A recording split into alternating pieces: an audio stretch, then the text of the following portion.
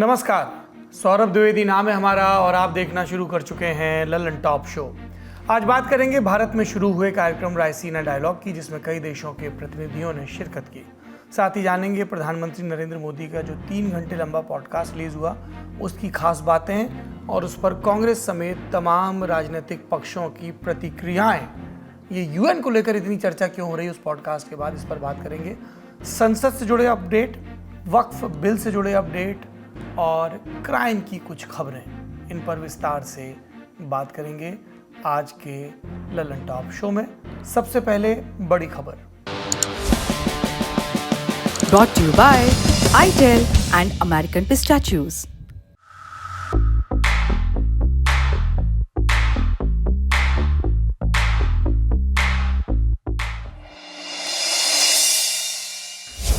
दिल्ली में 17 मार्च से रायसीना डायलॉग नाम से कार्यक्रम शुरू हुआ है। हम जानते हैं कि जो नई दिल्ली का इलाका है, राजधानी का इलाका है, ये रायसीना हिल्स पर इसकी बसाहट है और वहीं से इस कार्यक्रम का नाम आया है। ये एक किस्म की कॉन्क्लेव है जिसमें अंतर्राष्ट्रीय संबंधों पर, इसको डिप्लोमेटिक अफेयर्स कहते हैं, इसके अलावा डिफेंस के जो अफेयर्स हैं और जिसमें अलग अलग देशों की साझेदारी रहती है, उस पर विस्तार से चर्चा होती है। कार्यक्रम 19 मार्च तक चलेगा। इसमें रूस यूक्रेन युद्ध, अमेरिका की बदलती विदेश नीति और मिडिल ईस्ट में चल रहे संकट पर विस्तार से बात होने की संभावना है। विदेश मंत्रालय ये कार्यक्रम करवाता है और साल 2016 से इसकी शुरुआत हुई। अलग अलग देशों के प्रतिनिधि आते हैं, कूटनीति और विदेश नीति पर चर्चा करते हैं। इस डायलॉग के 10वें संस्करण का उद्घाटन प्रधानमंत्री नरेंद्र मोदी ने किया। न्यूजीलैंड के प्रधानमंत्री क्रिस्टोफर लक्सन ने भी मुख्य भाषण दिया। इस बार रायसीना डायलॉग का विषय है काल चक्र, यानी समय का पहिया। तात्पर्य है कि रायसीना डायलॉग ऐसे काल चक्र में हो रहा है जब दुनिया उथल पुथल के दौर से गुजर रही है। जियोपॉलिटिकल से लेकर आर्थिक तक समीकरण तेजी से बदल रहे हैं। इस डायलॉग की 5 खास बातें पहले जानते हैं। पहली, पाकिस्तान के साथ भारत के रिश्ते तनावपूर्ण हैं। ऐसे में कोई भी पाकिस्तानी प्रतिनिधि इसमें आमंत्रित नहीं किया गया है।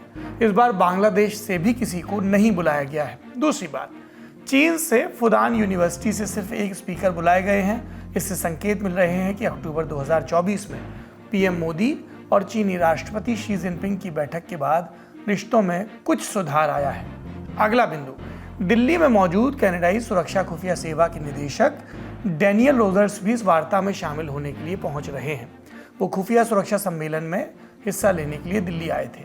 इसके अलावा कनाडा के पूर्व प्रधानमंत्री स्टीफन हार्पर और ऑस्ट्रेलिया के पूर्व प्रधानमंत्री टोनी अबॉट भी आए हैं। डायलॉग को अमेरिका की राष्ट्रीय खुफिया निदेशक तुलसी गबार्ड भी संबोधित करेंगी। ये इसके मुख्य बिंदु हैं। रायसीना डायलॉग भारत के लिए किन मायनों में अहम है, किन खास मुद्दों पर यहाँ बात हो सकती है और इस तरह के आयोजनों की प्रासंगिकता क्या है, क्यों हमें और आपको इसके बारे में जानना चाहिए, समझते हैं एक्सपर्ट से।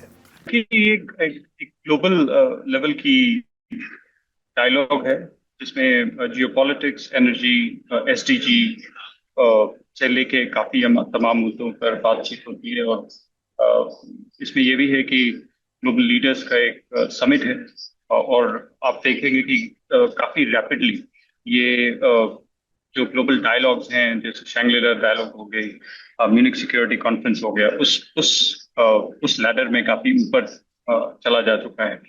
तो जो एक मंथन होनी चाहिए पूरे विश्व लेवल पे, वो आप देखेंगे रायसीना डायलॉग पिछले कुछ सालों में ये 10वां इटरेशन है और इतने कम एक दशक में काफी तमाम मुद्दों पर चर्चा हो चुकी है। और जिस तरह की लीडरशिप यहाँ पर आती है, इस बार प्राइम मिनिस्टर ऑफ न्यूजीलैंड ने कीनोट दिया, पिछले साल Italy prime minister Giorgia Meloni ने दिया था।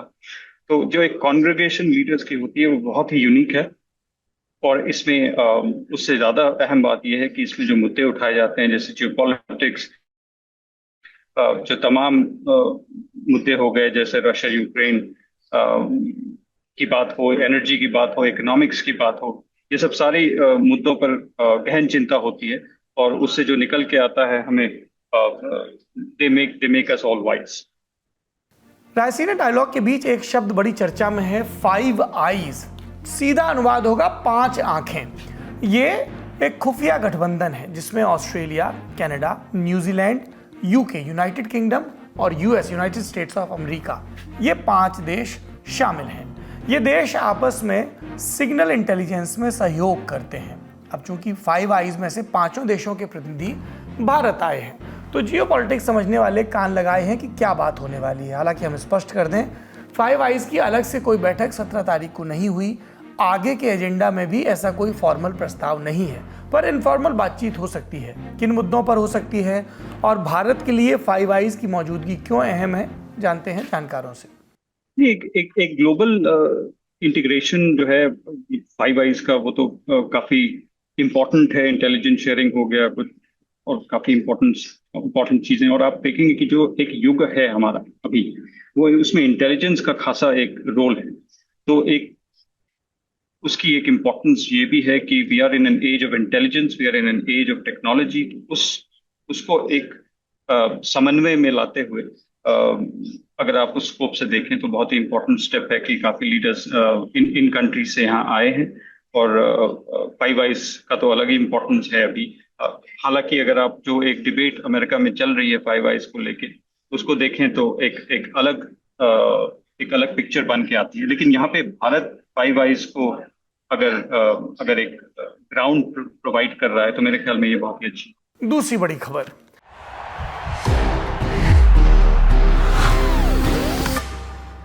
That's the power of the statue.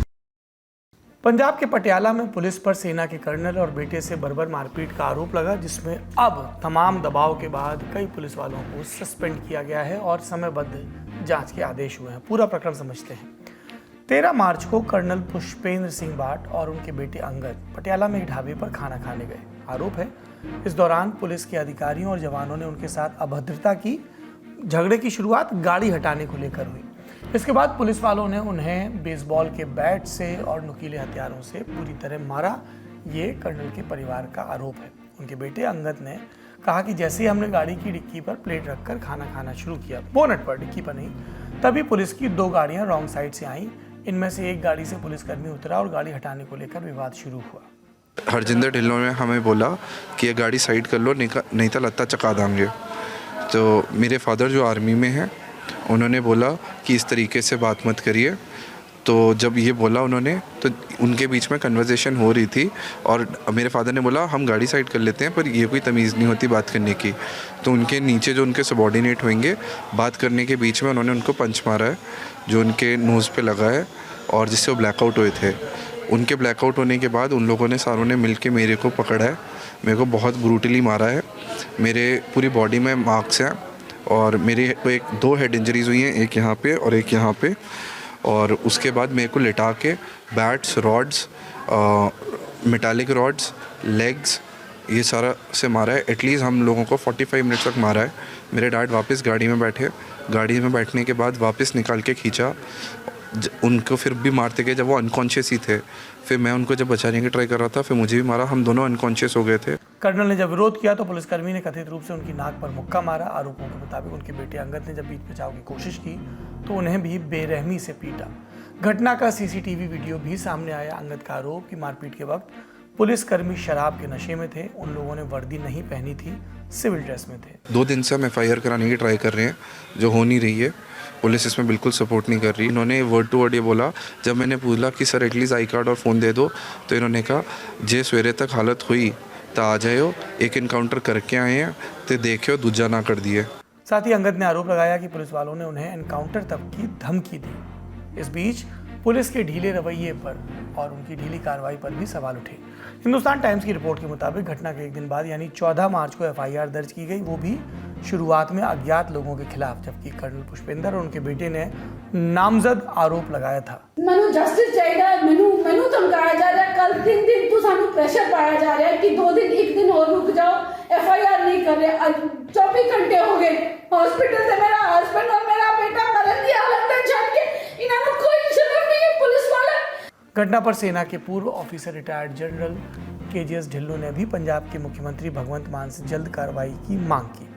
India today की रिपोर्ट के मुताबिक जिन 12 पुलिसकर्मियों पर मारपीट का आरोप है, उन्हें आखिरकार 17 मार्च को सस्पेंड कर दिया गया। FIR में संशोधन की बात भी कही जा रही है। इस घटना में आर्मी मुख्यालय ने भी दखल दिया और एक प्रेस रिलीज जारी की और उसके बाद पटियाला के एसएसपी नानक सिंह का बयान भी आया जिसमें उन्होंने सस्पेंशन और कार्रवाई की बात कही। इसके बारे में ज़्यादा जानकारी न्यूज़ रूम से हमारे साथी दे रहे हैं। ਰਜਿੰਦਰਾ ਹਸਪੀਟਲ ਦੇ ਬਾਹਰ ਇਨਸੀਡੈਂਟ ਹੋਇਆ ਸੀ, ਬੜਾ ਰਿਗਰੈਟਫੁਲ ਇਨਸੀਡੈਂਟ ਹੈ, ਨਹੀਂ ਹੋਣਾ ਚਾਹੀਦਾ ਸੀਗਾ, ਬੜਾ ਅਨਫੋਰਚੂਨੇਟ ਇਨਸੀਡੈਂਟ ਹੈ। ਸੋ ਜਿਹੜਾ ਇੱਥੇ ਕਰਨਲ ਸਾਹਿਬ ਦੀ ਤੇ ਪੁਲਿਸ ਪਾਰਟੀ ਦੀ ਆਪਸ 'ਚ ਝੜਪ ਹੋਈ ਸੀ, ਉਹਦੇ ਤੇ ਅਸੀਂ FIR ਦਰਜ ਕਰਦੇ ਹੋਏ 65 ਨੰਬਰ FIR ਦਰਜ ਕੀਤੀ ਹੈ ਤੇ ਉਹਦੀ ਥਰੋ ਇਨਵੈਸਟੀਗੇਸ਼ਨ ਕੀਤੀ ਜਾ ਰਹੀ ਹੈ। ਸੋ ਸਾਡੇ ਲਈ Indian army the respect is ਪੈਰਾਮਾਊਂਟ, ਉਹਨਾਂ ਦੀ ਰਿਸਪੈਕਟ ਨੂੰ ਬਹਾਲ ਰੱਖਣਾ, ਉਹਨਾਂ ਦੀ ਰਿਸਪੈਕਟ ਨੂੰ ਵਧਾਉਣਾ ਸਾਡੀ ਡਿਊਟੀ है। ऐसा कितनी ही दफ़ा होता है कि जब आर्म डिवीज़न हेडक्वार्टर की तरफ से ट्वीट आए, वो भी किसी ऐसे मसले के लिए जो सिविलियन ग्राउंड पे हुआ, यानी आम शहर में हुआ है, लेकिन आर्मी की तरफ से एक ट्वीट आता है। उस ट्वीट में इस पूरे मुद्दे को लेकर के पुलिस प्रशासन से अपील की जाती है और कहा जाता है कि इस पर कार्रवाई सुनिश्चित की जाए। पुलिस ने अपनी तरफ से भी कार्रवाइयाँ करना शुरू कर दिया है और भी आगे के एश्योरेंस दिए हुए हैं। 12 पुलिस वाले सस्पेंड हुए हैं इस मामले में और उसमें 3 इंस्पेक्टर रैंक के लोग सस्पेंड हुए हैं। 3 इंस्पेक्टर का सस्पेंड होना अपने आप में आमतौर पे बहुत कम देखने को मिलता है, यानी इसका मतलब है कि मामला बहुत ज़्यादा गंभीर, बहुत ज़्यादा सीरियस था और जिस तरीके की अभद्रता, जिस तरीके की मारपीट कर्नल साहब और उनके बेटे के साथ हुई, वो अपने आप में एक सवालिया निशान पैदा करता है। इसको लेकर के जो वहाँ पटियाला के SSP हैं नानक सिंह, उन्होंने जो बताया उसमें 12 लोगों में जो 3 जिनके नाम सामने, मैं उनका नाम पढ़ देता हूँ। इंस्पेक्टर हरजिंदर ढिल्लो, हैरी बोपाराय और रोनी सिंह, इन तीनों की पहचान हुई। इन तीनों को सस्पेंड कर दिया गया है, डिपार्टमेंटल जांच शुरू कर दी है और 45 दिन के अंदर जांच पूरी की जाएगी, ऐसा वादा किया गया SSP की तरफ से और घटना के लिए माफ़ी भी मांगी है। इसके अलावा जो आर्मी की तरफ से जो ट्वीट आया, उसमें जो वेस्टर्न कमांड और पटियाला में स्थित 1 आर्म डिवीज़न हेडक्वार्टर की तरफ से जो ट्वीट आया, उसमें पंजाब सरकार और पुलिस पे सवाल उठाया गया।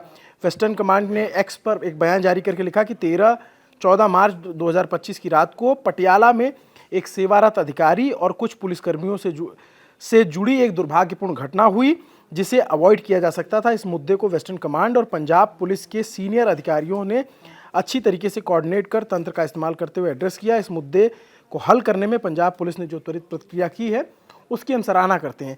ये जो ट्वीट है उस पर जो प्रतिक्रिया है, इसके अलावा इंडियन एक्सप्रेस ने अपने सूत्रों से, इंडियन एक्सप्रेस ने अपनी बातचीत में उन्होंने लिखा कि वो पटियाला में छुट्टी पे गए हुए थे। एक आर्मी ऑफिसर, कुछ पुलिसकर्मियों ने उनके साथ मारपीट की, जो 13-14 जिनकी संख्या बताई गई, और सेना ने यह भी बताया कि घायल अफसर को तुरंत मिलिट्री हॉस्पिटल में भर्ती कराया गया, उचित कार्रवाई का भरोसा दिया गया। कर्नल पुष्पिंदर सिंह बाथ वर्तमान में दिल्ली के आर्मी हेडक्वार्टर पर तैनात है। तो इसको लेकर के जो भी कार्रवाई हो रही है, जो भी सूचना आ रही है, अब तक हम पहुँचा रहे हैं, ये अपने आप में बहुत गंभीर और पंजाब पुलिस के पूरे इकबाल और पुलिस के सिस्टम, पुलिस के व्यवहार, पुलिस के तरीके पर सवाल उठाने वाली घटना थी। आर्मी में तैनात एक कर्नल के साथ इस तरीके से होगा, आमतौर पे इसकी कल्पना भी नहीं की जाती है।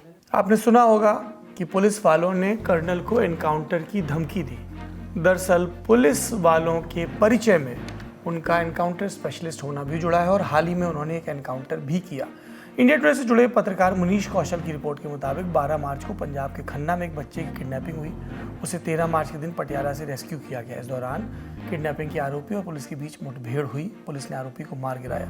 यह एनकाउंटर उसी टीम ने किया जिस पर कर्नल पुष्पिंदर और उनके बेटे को पीटने का आरोप है। यहाँ पर तो पंजाब पुलिस बड़ी सक्रिय दिख रही है किडनैपिंग के मामले में या एक फौज के अफसर से मारपीट के मामले में, लेकिन जहां उनकी सक्रियता होनी चाहिए वहां नहीं है। पंजाब से एक और चिंताजनक रिपोर्ट आ रही है। अमृतसर में शुक्रवार शनिवार की दरमियानी रात खंडवाला स्थित ठाकुरद्वारा मंदिर पर ग्रेनेड से हमला हुआ और ये ग्रेनेड के हमलों में एक लंबी श्रृंखला का एक हिस्सा भर है जिसमें धार्मिक स्थलों को निशाना बनाया जा रहा है। इस घटना की बात करते हैं। सीसीटीवी फुटेज में 2 मोटरसाइकिल सवार आए मंदिर के पास और ग्रेनेड फेंकते हुए दिखे।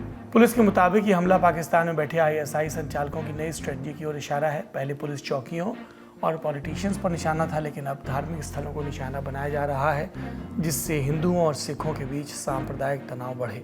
पिछले 4 महीनों में पंजाब में ग्रेनेड से 12 से ज़्यादा हमले हुए हैं, पुलिस चौकियों पर, बिजनेसमैन पर और नेताओं के घर पर। इंडियन एक्सप्रेस की रिपोर्ट के मुताबिक जांच में बब्बर खालसा इंटरनेशनल PKI और खालिस्तान जिंदाबाद फोर्स KZF की संलिप्तता सामने आई है। पाकिस्तानी और अमेरिकी गैंगस्टर्स के सहयोग से ड्रोन के जरिए ऑस्ट्रियन और चीनी ग्रेनेड पंजाब तक पहुंचाए जा रहे हैं सीमा पार से। लगातार हमलों के चलते पंजाब की भगवंत मान सरकार की आलोचना भी हो रही है। मसलन पंजाब के कांग्रेस प्रमुख अमरिंदर सिंह राजा वड़िंग ने कहा, राज्य में डर का माहौल है और सरकार को तुरंत कार्रवाई करनी चाहिए। पुलिस ने कई संदिग्ध गिरफ्तार भी किए, लेकिन बार बार हो रहे हमले ये संकेत देते हैं कि इस सीमावर्ती राज्य में कानून व्यवस्था को लेकर स्थिति चिंताजनक है। तीसरी खबर का रुख करते हैं। प्रधानमंत्री नरेंद्र मोदी, उन्होंने 16 मार्च को एक 3 घंटे का पॉडकास्ट रिलीज किया। उनका पॉडकास्ट रिलीज हुआ। ये पॉडकास्ट अमेरिका के यूट्यूबर लेक्स फ्रीडमैन के साथ है। इसमें पीएम मोदी ने कई विषयों पर बात की। खास विषय क्या है? उन्होंने यूएन के रेलेवेंस को लेकर टिप्पणी की और कहा कि ये नए सिरे से देखा जाना चाहिए कि ये जो अंतर्राष्ट्रीय संगठन है जिसमें सुधार नहीं हो रहे हैं उसकी गुणवत्ता क्या है। अमेरिका दौरे पर भी बात हुई कि ट्रंप के साथ बात व्यवहार कैसा रहा, तो उन्होंने कहा कि मेरे बीच विश्वास का रिश्ता है, आमने सामने कम मिले पर डायरेक्ट इनडायरेक्ट कनेक्शन होता रहता है। पाकिस्तान को लेकर चर्चा हुई कि जब 2014 में पहली बार प्रधानमंत्री बना तो नवाज शरीफ को न्योता भेजा, शांति की कोशिश की, पर पाकिस्तान से धोखा मिला। चीन पर कहा कि भारत चीन को प्रतिस्पर्धा करनी चाहिए, टकराव नहीं। कहा राष्ट्रपति शी के साथ मेरी बैठक के बाद सीमा पर स्थिति सामान्य हुई। आरएसएस पर कहा कि उन्होंने हमें जीवन मूल्य सिखाए हैं कि आप जो भी करें उसे उद्देश्यपूर्ण तरीके से करें। आरएसएस जैसा विशाल स्वयंसेवी संगठन शायद ही दुनिया में कोई और हो। गुजरात और गोधरा के दंगों पर भी कहा कि गुजरात में 2002 से पहले भी 250 से अधिक दंगे हुए। 1969 का दंगा 6 महीने चला। 2002 के दंगे दुखद थे, लेकिन उसके बाद राज्य में स्थायी शांति बनी। सरकार के खिलाफ आरोप लगाए गए, लेकिन न्यायपालिका ने 2 बार जांच के बाद उन्हें निर्दोष करार दिया। पीएम मोदी के इस पॉडकास्ट के रिलीज होने के बाद अलग अलग हलकों से पॉलिटिकल रिएक्शंस भी आए। कांग्रेस ने उनकी आलोचना करते हुए कहा कि प्रधानमंत्री नरेंद्र मोदी लाइन टो कर रहे हैं अमेरिकी राष्ट्रपति डोनाल्ड ट्रंप की। आपको उत्सुकता होगी कि लेक्स फ्रीडमैन कौन है जिनको प्रधानमंत्री नरेंद्र मोदी ने इंटरव्यू दिया। 15 अगस्त 1983 को रूस के चकालोव्स्क में जन्मे फ्रीडमैन मॉस्को में पले बढ़े। कंप्यूटर इंजीनियरिंग में पीएचडी की, गूगल में नौकरी की। 6 महीने। अब पॉडकास्ट का जिक्र हो रहा है तो आपकी दिलचस्पी होगी कि इनके यूट्यूब चैनल के सब्सक्राइबर कितने हैं। कुल 45 लाख। लेकिन इस चैनल पर एलन मस्क, जेफ बेजोस और डोनाल्ड ट्रंप इंटरव्यू दे चुके हैं और अब इस सिलसिले में प्रधानमंत्री नरेंद्र मोदी का नाम भी जुड़ गया है। अब सुर्खियों का रुख करते हैं। भारत सरकार के ताज़ा आंकड़ों के मुताबिक थोक महंगाई दर बढ़ गई है। इसे थोक मूल्य सूचकांक यानी होलसेल प्राइस इंडेक्स से मापा जाता है। शॉर्ट में WPI कहते हैं। आंकड़ों के मुताबिक WPI पर आधारित महंगाई दर फरवरी में बढ़त के साथ 2.38% पर पहुंच गई। मुख्य वजह खाने पीने की चीज़ों की बढ़ती कीमतें, जिसमें खासतौर पर वेजिटेबल ऑयल और पेय पदार्थ शामिल हैं। जनवरी से तुलना करें तो तब महंगाई दर 2.31% थी, जबकि एक बरस पहले की फरवरी से तुलना करें तो ये 0.2% थी। सब्जियों की कीमतों की बात करें तो गिरावट शुरू हुई। आलू की महंगाई दर जनवरी में 74.28% थी, फरवरी में घटकर 27.54% रह गई है। एक और चीज़ जिसकी महंगाई दर पर सबकी नज़र रहती है, ईंधन और बिजली। तो फ्यूल और पावर की कीमतों में भी गिरावट आई है। फरवरी में कीमतों में 0.71% गिरावट दर्ज हुई। जनवरी में ये गिरावट 2.78% थी। अगली खबर का रुख करने से पहले इस वीडियो पर नजर डालिए।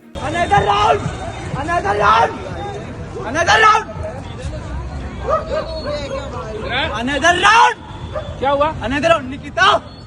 8 लोगों को चलने के बाद अनदर राउंड चिल्लाने वाले इस लड़के का नाम रक्षित चौरसिया है। 13 मार्च की रात करीब 11:15 का वक्त था जब गुजरात के वडोदरा के करेली बाग इलाके में काले रंग की तेज रफ्तार फॉक्सवैगन वर्ट्स कार ने 3 गाड़ियों को टक्कर मारी। हादसे में 37 साल की महिला की मौत, 7 लोग घायल जिनका इलाज चल रहा।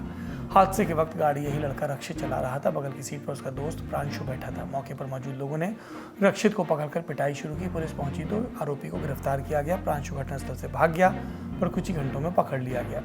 आगे की जांच के लिए दोनों आरोपियों के ब्लड सैंपल लिए गए। इंडियन एक्सप्रेस की अदिति राजा की रिपोर्ट के मुताबिक रैपिड टेस्ट में पता चला दोनों ने होलिका दहन के दिन ड्रग्स लिए थे। हालांकि पूरी मेडिकल रिपोर्ट आना भी बाकी है।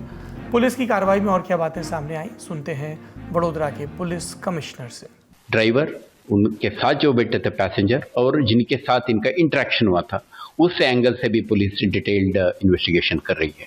तो इस इन्वेस्टिगेशन में भाग रूप में आज फिर से एक्सपर्ट्स, फोरेंसिक साइंटिस्ट और पुलिस रिकंस्ट्रक्शन करते हुए भी हमने उसका पूरा एक्सरसाइज किया है।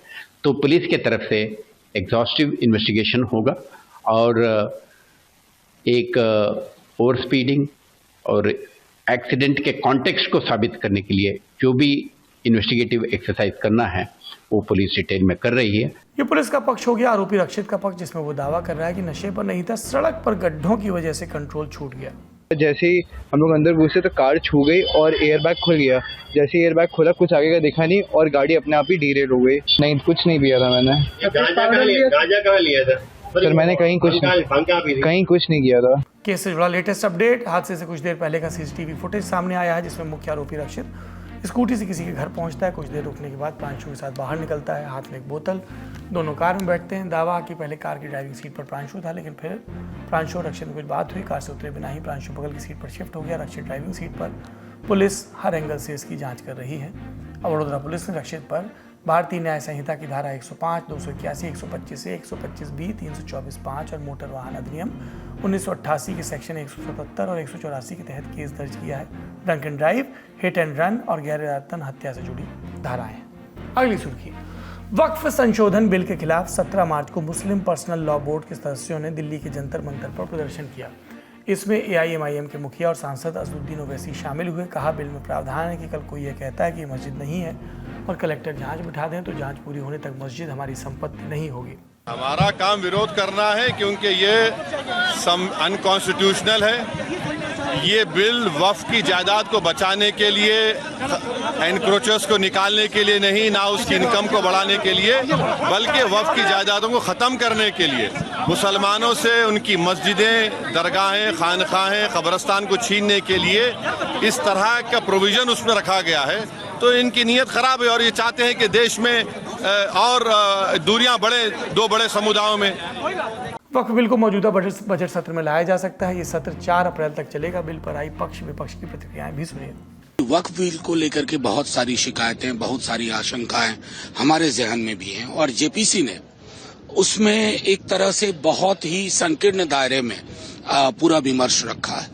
देखिए, सरकार का जो हमने बार बार कहा है कि 1995 का कानून अपने आप में पूरा था, उसमें कोई कमी होती तो आप करते। आपने तो सारा का सारा ही बदल दिया, पूरा छोड़ दिया आपने। सब बर्बाद करने की तैयारी है, पूरा बर्बाद कर देंगे, कुछ छोड़ेंगे नहीं है। भू माफिया के हाथों से निकलकर गरीबों के हाथ में देना ही देश के हर मुसलमान और देश के हर नागरिक की मांग है, पर कुछ लोग भू माफिया के इशारे पर कठपुतली की तरह डांस कर रहे हैं। इन संगठनों से मैं कहना चाहूंगा, प्रदर्शन से अपनी दुकानदारी और भू माफिया प्रेम दिखाने की बजाय गरीब मुस्लिम्स के हित में सोचने की कोशिश करें। ये भू माफिया का चश्मा उतारें। आज का ललन टॉप शो यहीं समाप्त होता है। अपना और अपनों का ख्याल रखिए। शुक्रिया, शुभ रात्रि।